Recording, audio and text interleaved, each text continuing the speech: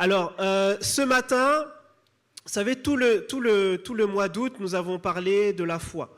Nous avons parlé de la foi et voilà tout ce qui pouvait être autour, à savoir la peur, à savoir le courage. Jérémie nous a parlé la semaine dernière de cette dualité finalement entre la foi et la raison. Et ce matin, j'aimerais continuer dans ce sens-là et parler de la prière. Quand on parle de foi, on parle souvent de la prière parce que la prière, c'est la manière dont on réussit à aussi manifester, montrer notre foi à Dieu. Et j'aimerais parler d'un passage, je pense, un des plus connus aussi de la parole de Dieu, mis à part Jean 3,16. Est-ce que vous avez une idée de quel passage je veux parler? Oui, ça c'est Jean 3,16. Mais mis à part Jean 3,16, quel est le passage, à votre avis, que j'aimerais évoquer? Un passage très connu qui concerne la prière. Ah non, c'est pas ça. Matthieu combien? Presque. Presque. Si c'est presque, c'est que c'est pas ça. Matthieu 7. 7, elle a bien deviné. Matthieu 7. Alors Matthieu 7, verset 7. Est-ce que quelqu'un, sans tricher, sans regarder sa Bible, sans regarder son téléphone, saurait me donner Matthieu 7, verset 7? Je pense qu'on va tous rentrer en jeûne. Un mois. Non. Alors, Matthieu 7, verset 7, c'est ce fameux verset qui nous dit « Demandez ». Ah bah oui, c'est tout de suite plus simple comme ça. « Demandez et on vous donnera. Cherchez et vous trouverez. Et frappez et on vous ouvrira. » Amen. Demandez, cherchez et frappez. Ici, le Seigneur Jésus nous présente finalement trois dimensions de la prière. Ok ? La première, c'est le fait de demander. Seconde, chercher. Et enfin, frapper. Et c'est ces trois dimensions que nous allons essayer de voir ce matin. Vous verrez que demander, finalement, c'est assez simple. Frapper, bon, on sait le faire. Mais chercher, c'est un peu plus complexe que ce que l'on croit. Un peu plus compliqué que ce que l'on pense. Demander, vous me direz, c'est pas compliqué de demander. On rentre dans le lieu secret et puis on va voir le Seigneur et puis on lui demande, on lui dit ce qu'on a sur le cœur. Mais pourquoi est-ce que je voulais commencer par là, demander? Parce que, même si cela nous paraît évident, dans le monde dans lequel nous sommes aujourd'hui, eh bien, prier, demander des choses à Dieu, ce n'est plus aussi évident que ça pouvait l'être à un moment donné. Pourquoi? Parce que aujourd'hui, eh bien, nous avons cette espèce de comportement où nous voulons être autonomes. Nous voulons tout faire nous-mêmes. Et certains vont considérer comme une faiblesse, comme être faible, le fait de prier. Est-ce que vous connaissez des gens autour de vous qui ont cette manière-là de réfléchir, où ils se disent que, oui, mais la prière, c'est pour les gens qui ne travaillent pas. La prière, c'est pour les gens qui ne font pas d'efforts dans leur vie. La prière, c'est pour les fainéants. La prière, c'est pour ceux qui dorment et qui ne veulent pas travailler finalement. Beaucoup de gens pensent comme ça aujourd'hui. Et j'aimerais qu'on en parle parce que, effectivement, la prière, ce n'est pas ça. Mais il y a quand même des choses qu'on peut leur accorder et c'est important que l'on puisse en parler ce matin. C'est déjà tout simplement, pour commencer, que la prière n'est pas un acte de faiblesse, mais c'est un signe de foi. La prière, c'est cette manière-là dont on montre aussi notre foi à Dieu. Lorsque l'on prie, on lui fait comprendre eh bien, que l'on croit en lui, on croit en sa capacité eh bien, à résoudre les problématiques qu'on lui présente. Par contre, c'est important de le dire là, la prière ne remplace pas le travail. C'est évident pour tout le monde. C'est évident, mais c'est plus complexe dans la réalité. La prière ne remplace pas le travail. La prière ne remplace pas les études. La prière ne remplace pas les révisions. On dit comme ça que c'est simple, mais dans la réalité, et je l'ai déjà vécu, vous savez, on est à l'école, on passe toute une année, on ne travaille pas, on ne révise pas, on sort, on fait la fête, on s'amuse, on est avec les copains, on est avec les copines, et on ne prie même pas, hein. On n'est pas tant religieux que ça. On ne prie pas forcément, mais par contre, à la veille de l'examen, là on devient le chrétien le plus chrétien de la famille. À la veille de l'examen, là maintenant on connaît tous les psaumes. Ok ? C'est important qu'on puisse se dire que la prière ne remplace pas le travail que l'on est censé effectuer. Et là, je prends l'exemple de l'école, mais c'est valable pour tout. Vous savez, des fois, on cherche du travail, on va avoir des entretiens, plein de choses, et avant que l'entretien arrive, on n'a pas pris le temps de prier, on n'a pas pris le temps de remettre ça, de remettre notre recherche d'emploi entre les mains de Dieu, on n'a pas pris le temps de remettre le fait d'avoir postulé ici et là entre les mains de Dieu. Mais maintenant, arrivé à 5 minutes de l'entretien, là on réalise que, ah mince, j'ai besoin de Dieu. Et donc là maintenant, on va se mettre à chanter, à chanter, à chanter, et à chanter des louanges. C'est une bonne chose, certes, mais la prière ne remplace pas le travail que nous sommes censés effectuer. La prière ne remplace pas la discipline que nous sommes censés avoir dans la vie.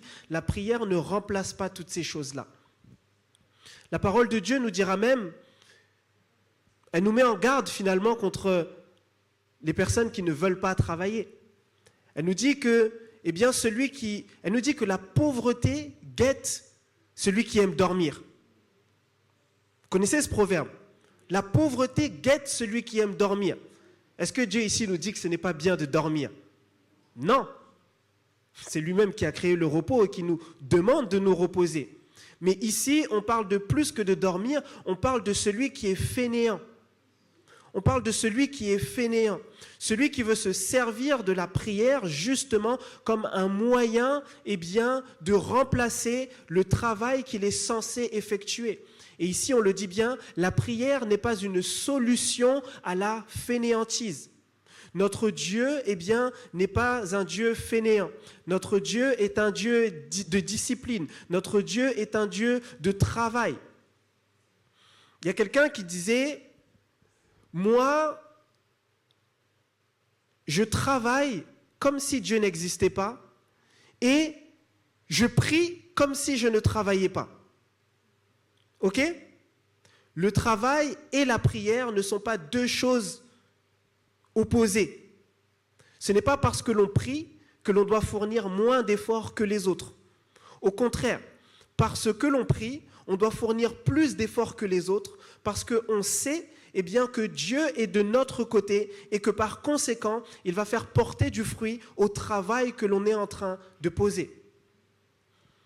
La prière ne remplace pas le travail, la prière n'est pas une solution à la fainéantise. Mais la prière est une marque de reconnaissance de notre dépendance à Dieu. Lorsque l'on prie, on dit à Dieu, Seigneur, bien que je travaille, bien que je fasse ci, bien que je fasse ça, Seigneur, moi je crois que j'ai besoin de toi dans ma vie, j'ai besoin de toi pour aller plus loin. Même si je fais des efforts, je crois qu'il y a une certaine faveur que je ne peux pas obtenir de moi-même. Je crois qu'il y a certaines situations que je ne peux pas résoudre de moi-même. Et par conséquent, Seigneur, j'ai besoin de toi dans ma vie. J'ai besoin de toi dans ma vie. Même si vous êtes la personne la plus riche, même si vous êtes la personne la plus forte, vous avez besoin de Dieu dans votre vie. Même si vous faites du sport et que vous faites attention à votre santé, le jour où la maladie va te tomber dessus, tu vas te rendre compte que tu as besoin de Dieu dans ta vie. Tu as besoin de Dieu dans ta vie. Tu as besoin de Dieu dans ta famille, tu as besoin de Dieu dans tes finances, tu as besoin de Dieu à chaque instant. Philippiens 4, versets 6-7 nous dit « Ne vous inquiétez de rien, mais en toute chose, faites connaître vos besoins à Dieu par des prières et des supplications avec des actions de grâce, et la paix de Dieu qui surpasse toute intelligence gardera votre cœur et vos pensées en Jésus-Christ. » ce matin, j'aimerais nous encourager à prier tout simplement. À prier et à ne pas avoir honte de prier. Ce n'est pas parce que certains considèrent la prière comme une faiblesse que nous devons maintenant avoir honte de prier. Si les gens veulent considérer la prière comme une faiblesse, eh bien, nous devons dire d'accord. Alors nous nous réjouissons de cette faiblesse parce que nous savons que c'est dans nos faiblesses que Dieu, eh bien, montre sa force. Donc peu importe ce que tu traverses, n'aie pas honte de prier, n'aie pas honte d'aller vers le Seigneur, parce que c'est lui-même qui te demande de ne t'inquiéter de rien, mais de venir à lui avec des prières, des supplications. Alors, la première partie, c'est demander. Ok, ça, on sait le faire. La deuxième partie, le Seigneur nous dit, cherchez et vous trouverez. Cherchez et vous trouverez. Mais la question que moi je me suis toujours posée, c'est ici, alors qu'on nous dit cherchez et vous trouverez, qu'est-ce que nous devons chercher? Qu'est-ce que nous devons chercher? Parce que lorsque je viens avec une demande, lorsque je viens avec une requête auprès de Dieu, il me dit demande et ensuite il me dit cherche. Mais finalement, qu'est-ce que je dois chercher? La parole de Dieu, elle est claire. Matthieu 6, versets 33 à 34 nous dira que cherchez premièrement le royaume des cieux et la justice de Dieu. Et toutes ces choses vous seront données par-dessus.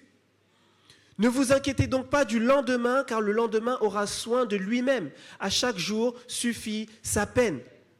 Cherchez premièrement le royaume des cieux.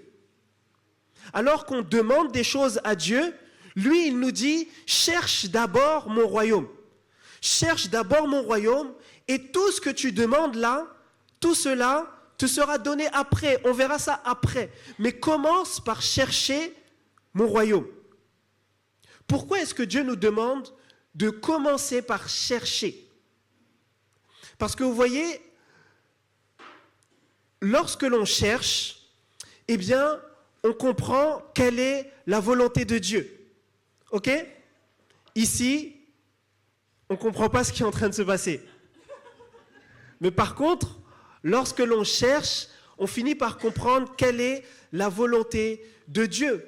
Parce que dans nos prières, il y a une chose que nous devons comprendre, c'est que la prière n'a pas pour vocation de satisfaire toutes nos passions. Ok? Ce n'est pas parce que l'on prie, ce n'est pas parce que l'on demande des choses que nécessairement, forcément, eh bien, Dieu doit répondre positivement à tout ce que l'on demande et qu'il doit nous accorder tout ce pourquoi on prie. On a tous des désirs, on a tous des passions, on a tous des choses que l'on veut, mais ce n'est pas parce que l'on veut des choses que forcément, eh bien, Dieu doit nous donner ces choses-là. Moi, j'ai pour habitude de dire que, en vrai, Dieu ne nous doit rien. Dieu ne nous doit rien. Ce n'est pas parce que nous avons donné notre vie au Seigneur que maintenant Dieu a une dette envers nous. Dieu ne nous doit rien.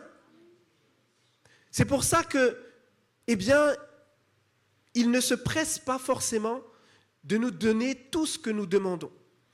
Tout ce qui passe par notre tête. Parce que tout ce que nous demandons n'est pas forcément bon pour nous. C'est pourquoi il nous dit, demander, c'est une première dimension, c'est bien. Mais lorsque l'on demande, il faut aussi maintenant chercher. Il faut chercher le royaume de Dieu. Il faut chercher la volonté de Dieu. Il faut chercher le cœur de Dieu. Il faut chercher à savoir ce que Dieu, lui, veut. Il faut chercher à comprendre, ok, moi, je veux ça, mais qu'est-ce que Dieu, lui, veut? Moi, je veux aller à gauche, mais où est-ce que Dieu, lui, veut aller? Qu'est-ce que Dieu, lui, souhaite? Et lorsqu'on cherche, on doit être dans une vraie démarche de quelqu'un qui cherche. Des fois, on vient, on demande des choses à Dieu, et puis on dit, ok, je cherche la volonté de Dieu, mais quand je cherche la volonté de Dieu, c'est simplement, bon, Seigneur, si ce n'est pas ta volonté, que ça ne se fasse pas. Mais on doit être plus authentique lorsque l'on cherche la volonté de Dieu.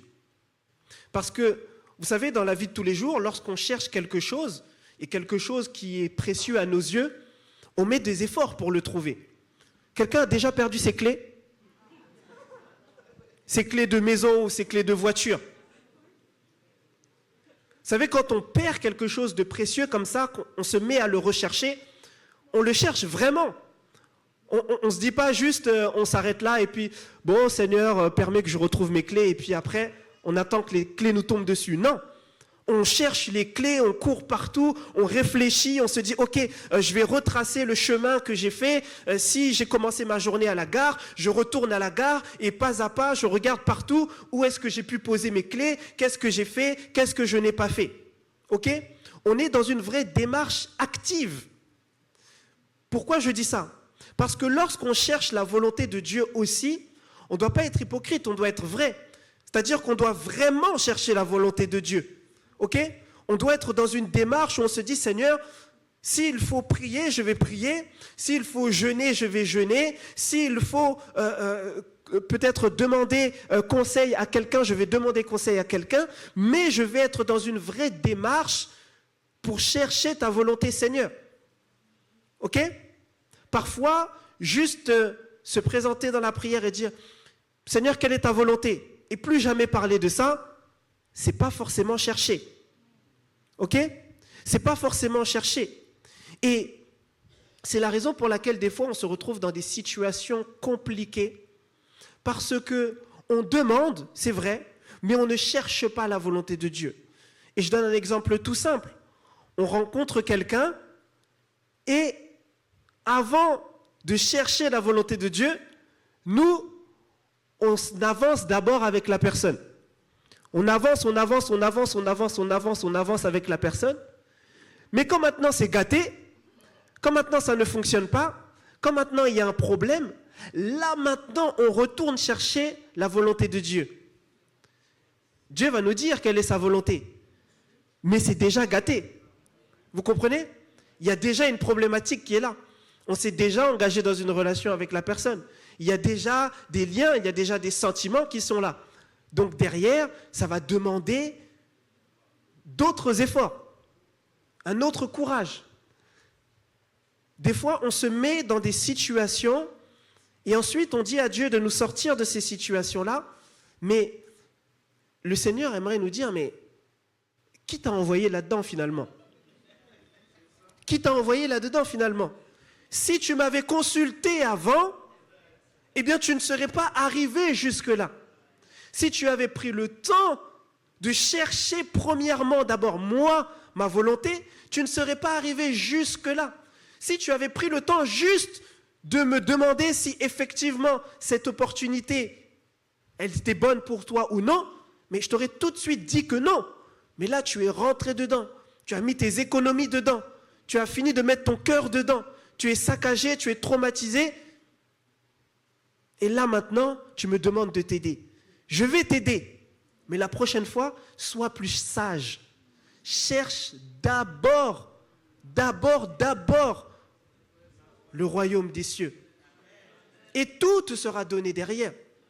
Tout te sera donné derrière. Vous savez, la prière doit être notre premier recours, réflexe. La prière ne doit pas être une roue de secours.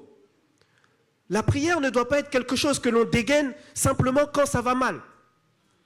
Et ça, je le dis, je ne vais même pas demander qui se reconnaît, etc.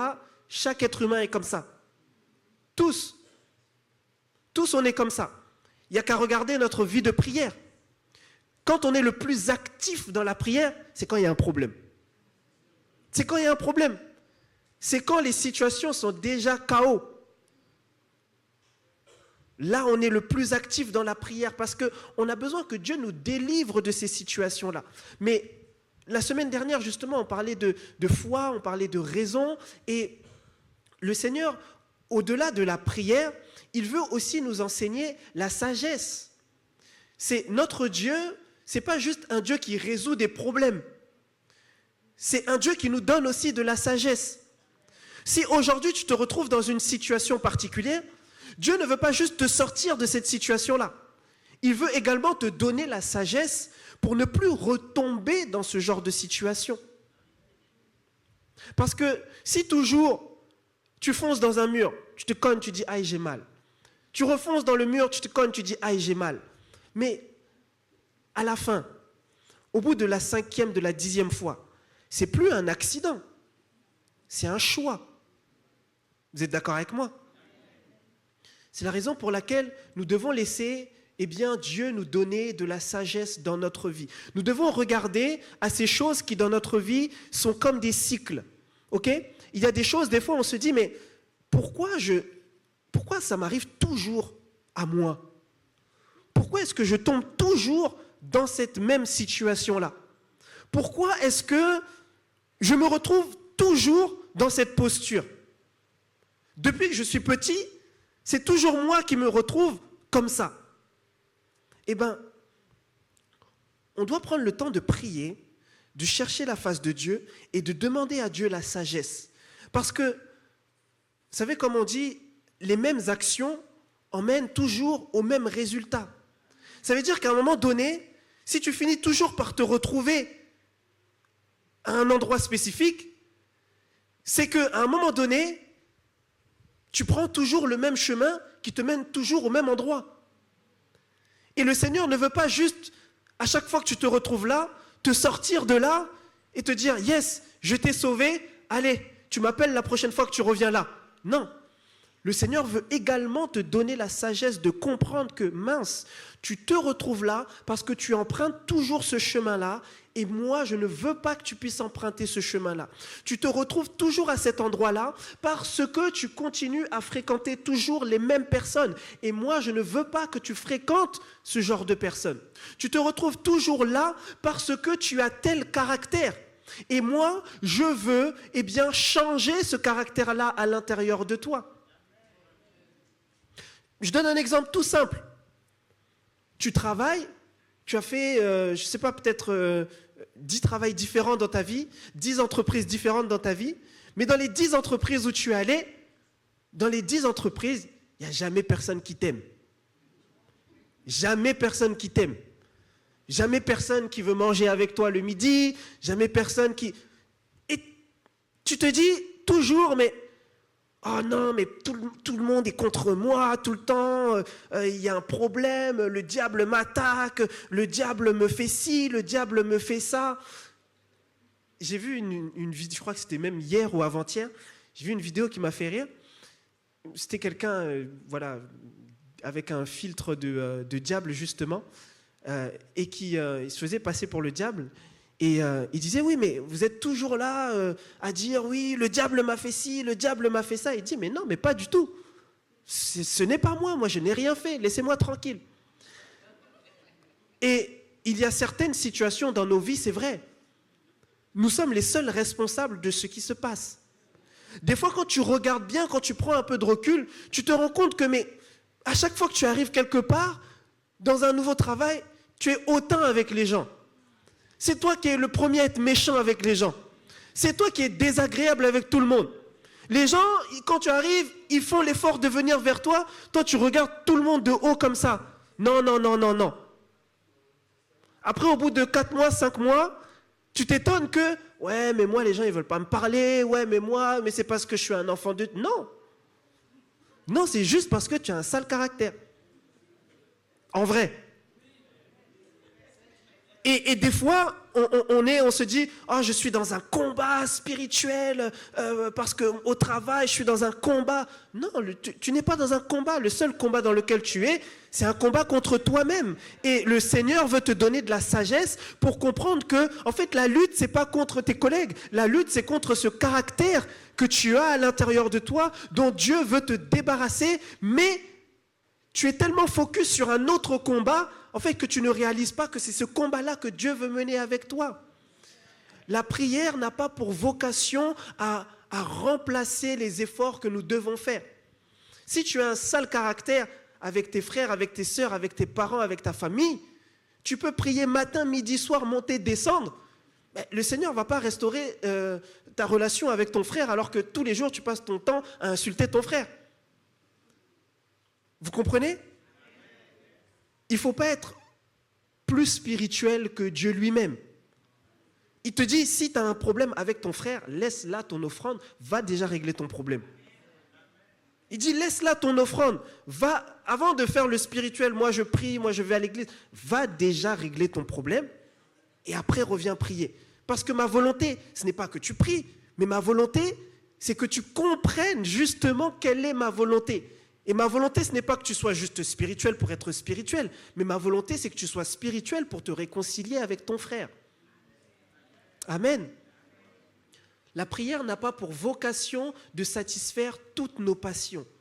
Et c'est pour ça, des fois on dit à Dieu, Seigneur, résous telle problématique. Le Seigneur dit, non, je ne vais pas résoudre telle problématique. Commence à comprendre quel est le vrai problème. Parce que le problème, ce n'est pas forcément les autres, mais le problème, c'est toi. La parole de Dieu nous dira que au temps du bonheur, réjouissez-vous. Mais au temps du malheur, réfléchissez. Réfléchissez. On ne nous dit pas forcément au temps du malheur, priez. Pourtant, on sait qu'au temps du malheur, il faut prier. Mais au temps du malheur, réfléchissez. Parce que des fois, il y a des malheurs dans lesquels nous sommes. Seigneur dit, franchement, si tu t'assois, tu pries, tu laisses le Saint-Esprit rentrer à l'intérieur de toi et mettre des convictions, tu vas te rendre compte que mince, c'est moi le problème. Amen. Vous voyez, Jacques 4, verset 3 nous dira, « Vous demandez, vous ne recevez pas, parce que vous demandez mal dans le but de satisfaire vos passions. » Vous demandez mal. Vous demandez, mais vous ne recevez pas parce que ce que vous demandez, en fait, tout simplement, ce n'est pas la volonté de Dieu. Vous demandez simplement pour satisfaire vos passions. Vous demandez simplement parce que, voilà, Seigneur, il y a mon collègue qui m'embête, fais tomber le feu sur lui. Mais est-ce que réellement c'est la volonté de Dieu de faire tomber le feu sur ton collègue? Est-ce que Dieu ne veut pas plutôt sauver ton collègue? Et toi, quand tu passes ton temps à t'embrouiller avec ton collègue, en fait, tu passes à côté de ce que Dieu veut pour ton collègue. Parce que Dieu t'a placé là pour sauver ton collègue. Mais toi, tu pries à Dieu pour que le feu tombe sur lui. Vous comprenez? Cherchez d'abord. Et attention, hein, je ne dis pas que les collègues ils sont gentils, etc. Machin. On est dans le monde du travail, on sait ce que c'est. Mais comprenons la volonté de Dieu. Et lorsqu'on comprend la volonté de Dieu, on commence à faire des prières différentes. On commence à ne plus prier, pas pour que le feu descende sur lui, Seigneur, déchire-lui la gorge. Vous dites, il abuse. Mais il y a des gens qui prient comme ça. Il y a des gens qui prient comme ça. Je me souviens, une fois, je priais avec une sœur qui me demandait, voilà, est-ce qu'on peut prier, etc. Elle me dit, voilà, j'ai des gens dans ma vie qui me veulent du... Et on commence à prier tous les deux, on a les yeux fermés, on est face à face, et puis là, elle commence à dire, oui, mais Seigneur, terrasse mes ennemis, frappe-les de ceci, cela. Moi, j'ouvre un œil comme ça, parce que je me dis, mais mince, est-ce que je suis en train de m'associer à cette prière ou on continue ou qu'est-ce qu'on fait? Vous voyez, toutes les prières qu'on fait monter à Dieu sont pas forcément, je vais dire ça simplement, mais comprenez ce que je vais dire, ce n'est pas forcément des prières que Dieu doit calculer tout le temps. Cherchons d'abord la volonté de Dieu. Cherchons d'abord la volonté de Dieu. Il ne nous donne pas forcément tout ce qu'on veut parce que nous, on demande mal, on demande pour satisfaire nos désirs, satisfaire nos passions. Vous voyez, le psaume 37, verset 4, c'est un psaume que nous devons comprendre, qui nous dit « Fais de l'Éternel tes délices et il te donnera ce que ton cœur désire. » Mais nous comprenons mal ce verset. Moi, je comprenais mal ce verset. Moi, je vous dis comment je le comprenais et vous me dites si vous êtes comme moi. Moi, je comprenais ça comme Rolf. Cherche Dieu. Et plus tu vas chercher Dieu, plus tu vas te rapprocher de Dieu, plus tu vas aimer Dieu, tu vas être proche de lui et tu vas faire de Dieu tes délices, tout ça. Et plus tu vas voir que Dieu, il va te donner ce que tu veux. Il va te donner, c'est-à-dire que si tu veux une voiture, il va te la donner. Parce que tu es son fidèle serviteur, il t'aime et tu te rapproches de lui, donc il va te donner tout ce que tu veux. Et en fait, du coup, on commence à rentrer dans une relation avec Dieu par profit. Parce que là, maintenant, on ne cherche plus Dieu pour qui Dieu il est. On cherche Dieu parce que j'ai un projet là, Seigneur, d'acheter une maison. Bon, je vais me rapprocher de toi parce que fais de l'Éternel tes délices et il te donnera ce que ton cœur désire. Mais c'est pas ça. C'est pas ça. Ici, il faut comprendre que lorsque tu fais de l'Éternel tes délices, en fait, tu commences à ne plus considérer ta propre volonté. mais tu considères maintenant la volonté de Dieu. Tu considères les besoins de Dieu. Tu considères les désirs de Dieu. Et du coup, ta propre volonté à toi, elle commence à changer. Elle commence à être transformée. Et maintenant, tu te mets à désirer ce que Dieu désire, à vouloir ce que Dieu veut, à chercher ce que Dieu cherche. Mais forcément, quand tu cherches ce que Dieu cherche, quand tu désires ce que Dieu désire, quand tu veux ce que Dieu veut, mais Dieu va t'exaucer. Pourquoi il ne t'exaucerait pas, vu que c'est ce que lui-même désire? La raison de nos prières, c'est de faire descendre la volonté de Dieu sur la terre. C'est pour ça que le Seigneur Jésus, lorsqu'il nous a appris à prier, il dit « Père, que ta volonté soit faite sur la terre comme elle est faite au ciel. » C'est ça la priorité. Que ta volonté, c'est-à-dire que si toi tu pries quelque chose qui est en accord avec la volonté de Dieu dans le ciel, mais cette chose va être exaucée. Elle va être exaucée. Parce que c'est ce que Dieu veut aussi. Vous comprenez? C'est ce que Dieu veut aussi. La clé, une des clés de l'exaucement de nos prières, c'est la volonté de Dieu. C'est la volonté de Dieu. Et on va prendre, voilà, 2 exemples, mais la réponse de Salomon. Salomon, lorsque Dieu lui dira, mais finalement, demande-moi ce que tu veux, ok? Demande-moi ce que tu veux. Qu'est-ce que tu veux que je fasse pour toi? Demande-moi ce que tu veux. Là, si Dieu nous demandait la même chose, il y aurait des réponses un peu farfelues ici, hein? Disons-nous la vérité, il y aurait des réponses un peu farfelues. Qu'est-ce que tu veux? Certains ici vont dire, Seigneur, détruis mon mari, détruis ma femme. Ah, vous criez, mais moi je suis persuadé que c'est la vérité. Je suis persuadé. Vous savez, certains vont dire, ok, le Seigneur te demande, qu'est-ce que tu veux? Demande-moi tout ce que tu veux. Quelqu'un va peut-être demander, avant d'aller demander autre chose, il va peut-être demander une voiture, il va peut-être demander une maison, il va peut-être... Et c'est pas mauvais de demander toutes ces choses, hein. Dieu nous dit lui-même, venez à moi et demandez, faites-moi des requêtes. Mais regardez et comprenez le principe qu'il y a derrière. Là, je ne remets pas en cause nos différentes demandes, etc. Si vous pouviez voir moi-même les demandes que je fais à Dieu, vous allez dire, mais celui-là, franchement, est-ce qu'il est sérieux? Mais là, c'est le principe que je vous présente. Dieu dit à Salomon, il lui dit, que veux-tu que je fasse pour toi? Demande-moi ce que tu veux. Et Salomon, il aurait pu tout demander, tout. Il aurait pu tout demander. Il aurait pu demander de l'argent, des femmes, le royaume, il aurait pu tout demander. Mais lui, il va demander à Dieu de lui donner de la sagesse. Il va lui demander de lui donner de la sagesse. Et attention, encore une fois, il ne va pas lui demander de la sagesse parce qu'il y a sagesse et sagesse. Encore une fois, je peux demander à Dieu de la sagesse, de l'intelligence pour aller me faire voir devant les gens et leur montrer que je suis plus intelligent qu'eux et je suis plus grand qu'eux et être hautain avec eux. Mais là, Salomon va demander de la sagesse à Dieu. Pourquoi? Parce qu'il se retrouve dans une position où il doit leader un peuple, diriger un peuple, mais il se dit, mais mince, moi je ne suis pas comme mon père. Je n'ai pas toute l'intelligence de mon père. Je n'ai pas toutes les compétences de mon père. Et par conséquent, Seigneur, tu m'as placé là.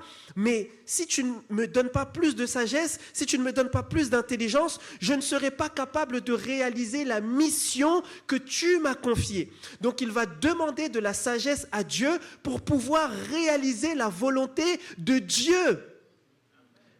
Et là, quand Dieu va voir ça, il va voir le cœur avec lequel il demande, alors qu'il aurait pu tout demander. Mais lui, il demande ce qui lui manque pour réaliser la mission de Dieu. Alors là, Dieu va dire, ah, ça, c'est ce que j'aime. Et il va lui dire, mais comme tu es désintéressé finalement de ta propre personne, comme toi, ce que tu recherches, c'est faire moi ma volonté, alors, regarde, moi je te donne tout. Moi je te donne tout. Je te donne tout. Tout ce que tu ne m'as même pas demandé, je te le donne. Parce que tu recherches premièrement le royaume de Dieu et sa justice, alors tout te sera donné derrière. Ce n'est pas juste une formule magique qui est dit là, mais c'est un principe que Dieu nous donne. Cherchez premièrement le royaume des cieux. Et si tu commences à agir de la sorte, tu vas te rendre compte que des choses vont commencer à changer dans ta vie. Des choses vont commencer à changer dans ta vie. Et quand tu vas prier maintenant avec de l'assurance, avec de la fermeté, parce que lorsque tu pries, tu sais que ce que tu es en train de demander est dans la volonté de Dieu. Et par conséquent, tu sais que Dieu va t'exaucer. Le Seigneur Jésus-Christ, alors que Lazare était mort et que tout le monde était dans la panique, était dans les cris, était dans les larmes, était dans l'incompréhension, lorsqu'il va revenir, il va se mettre là devant le tombeau et il va prier à haute voix pour que tout le monde entende et il va dire, Père, finalement, moi je sais pertinemment que à chaque fois que je prie, tu m'exauces. Mais entre guillemets, là, je le fais pour qu'eux puissent voir, puissent comprendre ce principe-là. Mais moi, je sais que lorsque je prie, tu m'exauces. Et c'est avec cette assurance-là qu'il peut se lever et dire, mais Lazare, sors.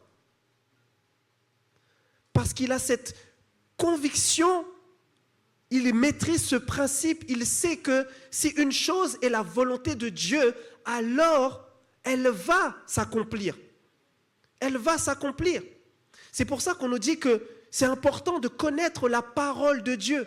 Parce que lorsque tu connais la parole de Dieu, eh bien, tu vas commencer également à prier différemment.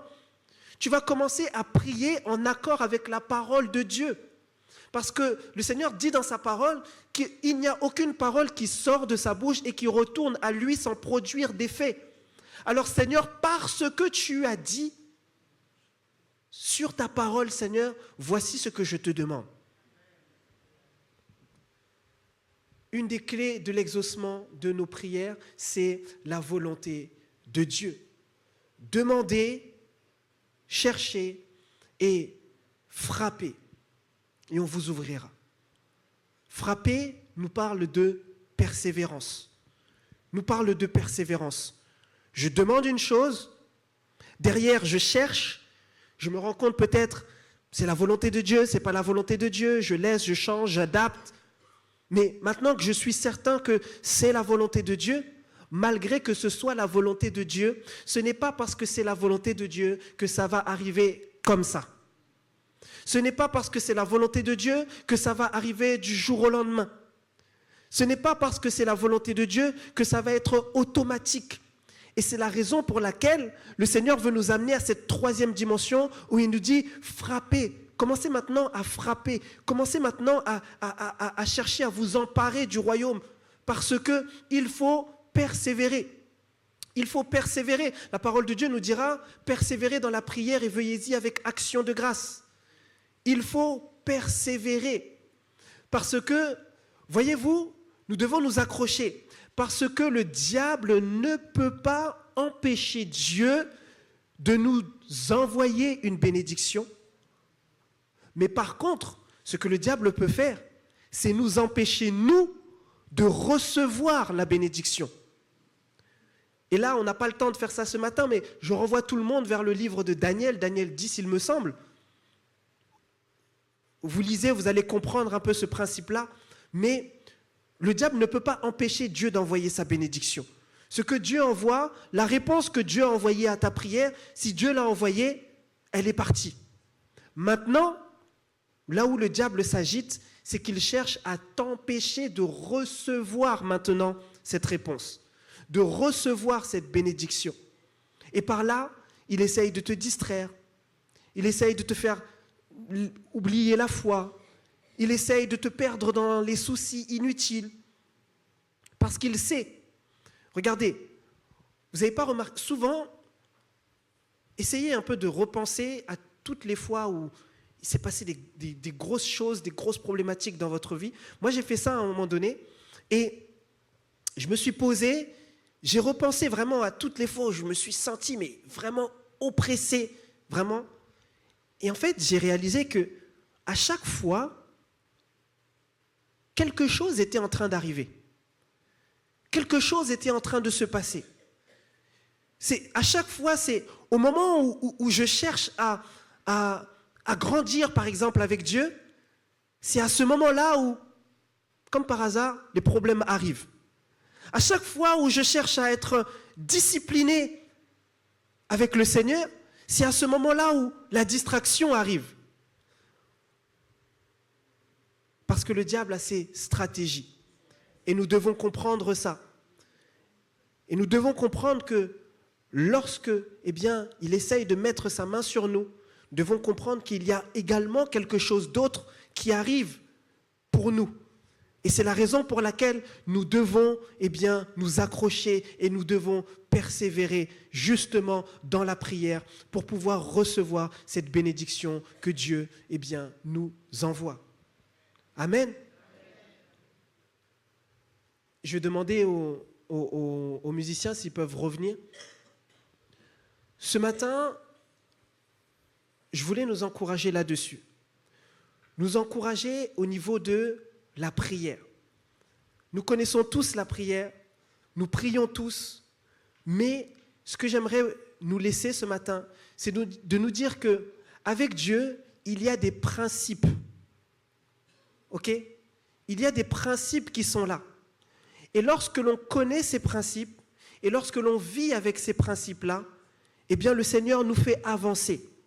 Mais lorsqu'on ne respecte pas ces principes-là, nous avons beau prier et prier et prier et prier et prier, des fois, il n'y a rien qui se passe. Parce que notre Dieu est un Dieu de principes. Et lorsqu'il a dit, cherchez premièrement le royaume des cieux et sa justice, et tout vous sera donné derrière, c'est un principe également sur lequel nous devons vivre en tant que croyants. Aujourd'hui, j'aimerais que l'on puisse réfléchir à notre vie et nous dire, Seigneur, quels sont les aspects de ma vie dans lesquels je n'ai pas cherché ta volonté, dans lesquels j'ai avancé seul, dans lesquels j'ai pris des décisions sans te consulter. Seigneur, juste pour ce matin, je vais arrêter de te demander de me sortir d'affaires. Mais je vais également chercher ta volonté. Seigneur, est-ce que tu peux me remplir de ton Saint-Esprit? Vous savez, on dit que le Saint-Esprit, c'est celui qui nous convainc de péché, de justice et de jugement. C'est lui qui met des convictions à l'intérieur de notre cœur. Tout à l'heure, j'ai dit peut-être que tu as un caractère qui ne fonctionne pas. Un caractère qui t'empêche de rentrer dans la saison que Dieu a préparée pour toi. Un caractère qui t'empêche d'avoir la relation que tu dois avoir avec les gens qui sont autour de toi.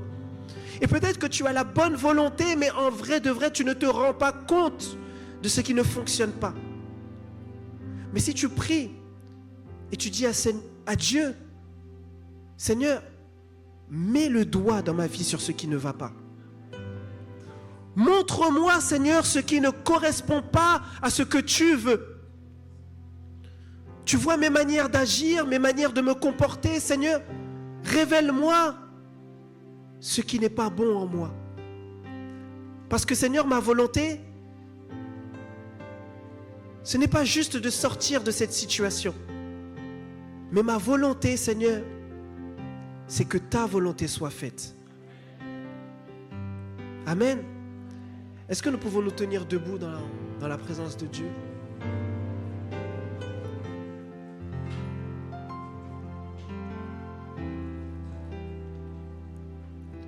Nous allons élever notre voix et nous allons demander à Dieu, Seigneur, remplis-moi de ton Saint-Esprit et révèle-moi, Seigneur, quelle est ta volonté dans ma vie. Seigneur, révèle-moi ce que je fais de mal dans ma vie. Révèle-moi quelles sont les attitudes que j'ai qui ne te plaisent pas, les habitudes que j'ai qui ne te plaisent pas, les comportements que j'ai qui vont à l'encontre de ce que tu veux pour moi. Seigneur, je veux avancer avec toi, pas selon mes critères à moi, mais selon tes critères à toi. Alors Père éternel, étends tes mains sur moi ce matin et convainc-moi. Est-ce que tous ensemble nous pouvons élever la voix?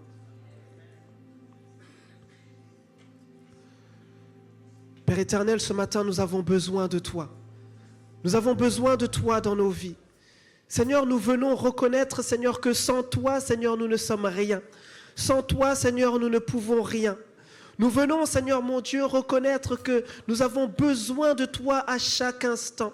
Seigneur, même si, Seigneur, le monde peut considérer la prière comme une faiblesse, Seigneur, nous nous réjouissons de cette faiblesse parce que, Seigneur, c'est dans cette faiblesse que toi, tu montres ta force.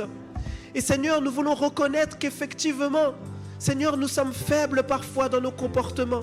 Nous sommes faibles parfois dans nos manières de penser. Nous sommes faibles parfois dans nos agissements. Seigneur, tu vois, Seigneur Dieu, toutes ces choses qui à l'intérieur de nous, Seigneur Dieu, ne glorifient pas ton saint nom. Toutes ces choses, Seigneur Dieu, qui ne correspondent pas à ta sainte volonté. Seigneur, tu vois nos habitudes, tu vois nos attitudes, tu vois nos comportements, tu vois, Seigneur Dieu, nos manières de parler, tu vois nos manières de penser, tu vois nos schémas de pensée, tu vois, Seigneur mon Dieu, tout ce que nous faisons, tout ce que nous aspirons, tout, Seigneur, ce que nous recherchons. Seigneur, je prie afin que ce matin, tu puisses nous révéler, Seigneur mon Dieu, ta volonté. Tu puisses, Seigneur, prendre la première place dans nos cœurs. Et, Seigneur Dieu, nous montrer ce que toi tu veux par-dessus ce que nous voulons. Seigneur, ce matin, nous ne sommes pas là, Seigneur Dieu, pour nos désirs, pour nos passions, pour notre volonté. Mais nous sommes là pour toi. Nous sommes là afin que ta volonté, Seigneur Dieu, puisse descendre du ciel. Nous sommes là afin que ta volonté puisse être faite. Nous sommes là afin que nos familles, Seigneur mon Dieu, on puisse répondre, Seigneur Dieu, à ta volonté. Nous sommes là, Seigneur mon Dieu, afin qu'au travail, Seigneur Dieu, nous puissions adopter l'attitude qui te plaît. Que nous n'ayons plus un témoignage, Seigneur Dieu, qui repousse les gens de toi, mais un témoignage qui les attire à toi. Que ton nom, Père éternel, soit glorifié.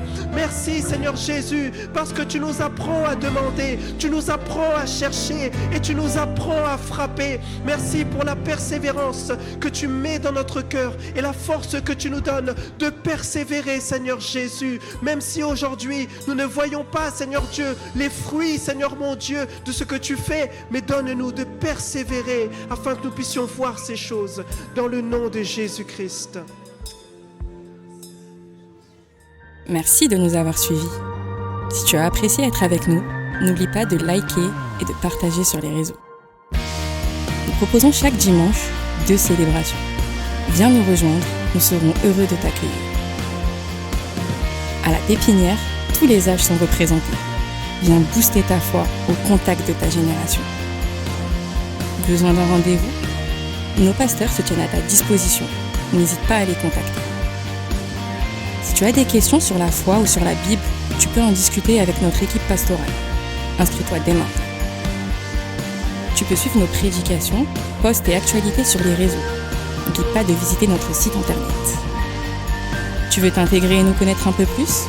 Télécharge dès maintenant notre application et reste connecté. À bientôt, à la Pépinière.